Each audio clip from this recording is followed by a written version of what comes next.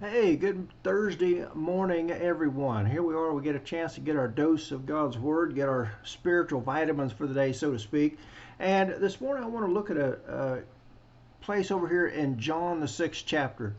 In the larger context of John 6, Jesus has fed the 5,000, and he goes on and he explains about how he's going to give them the bread which is from heaven, which is himself. And he goes on, he talks about how they're going to have to eat his flesh and drink his blood. And those times they're thinking, man, this guy is off his rocker. And basically, all that means is they're going to have to accept him for who he is, the Christ, the Messiah, and his teachings, and conform ourselves to them. Just kind of put that whole context in a very small nutshell. But there's something at the end of that I think that is worthwhile for us to stop and consider, because we can find ourselves in the same place as many of those people that were in the audience in Jesus' teaching at that time. And so in John chapter 6, we find, I want to pick up in verse 66. This is at the end of all that teaching that Jesus had just given. It says, from that time, many of his disciples went back and walked with him no more.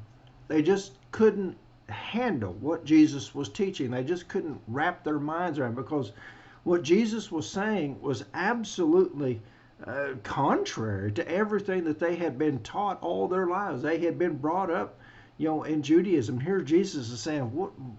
And they're going, "What in the world are you talking about? This doesn't even make any sense from what I have been taught." And my friends, the truth of the gospel, you can maybe find yourself in that as well. Maybe you hear something from God's word, in a Bible study, or maybe some format like this, or maybe you're reading, and it just goes absolutely contrary to what you have been taught.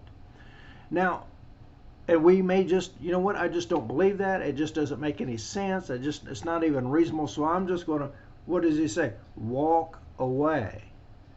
And walked with him no more. In other words, I'm just not going to listen to that anymore. But here's where we find ourselves. This is where we need to find ourselves. Verse 67. Then Jesus said to the 12, do you also want to go away? Verse 68. But Simon Peter answered him, Lord, to whom shall we go? You have the words of life. Here's where we need to find ourselves. Maybe you hear something, and something is taught, and it just absolutely goes against the grain of what you have been taught, what you have heard, what you feel, what you have concluded, all your life. And just for an example, Jesus said, Peter just said, you have the words of life. Where are we going to go? All right, for example, Jesus said, Matthew 16:16, he that believes and is baptized shall be saved. You may have been taught all your life baptism has absolutely nothing whatsoever to do with salvation. It's just an outward sign of an inward grace. If you have the opportunity, it's a good idea, but it's not absolutely necessary. All right? But what did Jesus say? If you want to be saved, you're going to have to be baptized. And there's some understanding that's connected with that. But that's just an illustration. And so just like the people in Jesus' teaching here, they just could not wrap their minds around it, because it was just absolutely contrary to what they believe and what they have concluded, what they've been taught. So they walked away and they didn't listen to him anymore. So, likewise, we can do the same thing. Just Mark 16:16, baptism, just, as the illustration. Well, I just don't believe that. Well, it's still truth. That's what Peter said. He said, where are we going to go? Where else are we going to go to find the truth? You have the words of truth. Where are you going to go to? Your preacher, your pastor, to find truth? Well, he's not the source of truth. I'm not the source of truth. Jesus is the source of truth. You see how we can fall into the same scenario? Just because it's something new, just because it's something maybe we haven't heard before, maybe it's something that we've heard teach just the opposite on. We need to investigate that. Maybe it's true. Maybe I have been taught wrong. Maybe I've been lied to. whether intentionally or unintentionally. We can all be mistaught, but our conclusions do not conclude to be true. For example, it goes back to, where are we going to go? We can run from the truth, but where is that going to put us? Outside the truth. What a great statement that Jesus says here, or that Peter says here. Who are we going to go to find the truth? You are the truth. And my friends, every time we open up our New Testament, it's the truth. And we have to be very careful that we handle it the correct way. That we don't see what we want to see. We don't hear just what we want to hear.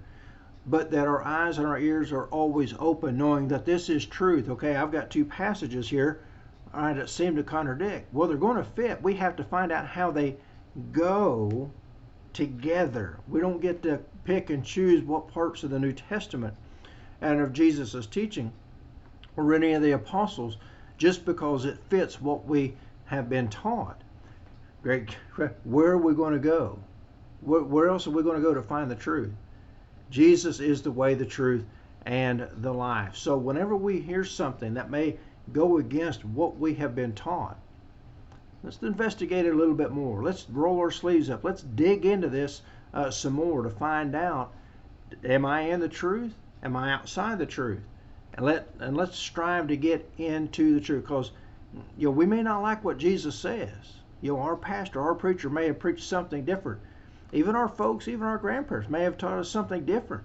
But let's get back, Jesus is the truth. Flesh and blood is not the standard, nor the originator of truth. I just love that statement. Where are we going to go? You have the truth. There's your dose of God's Word today. I hope it'll do you some good. And I hope it'll bring these things to the forefront of your mind and understanding. Just because something may sound odd, something may sound, foreign to us, it may be the truth, especially if it is coming from the words in the mouths of Jesus. Hey, I hope you all have a great day. Lord willing, we'll get back together tomorrow and we'll get another dose of God's Word. We'll see you then. Y'all have a great day.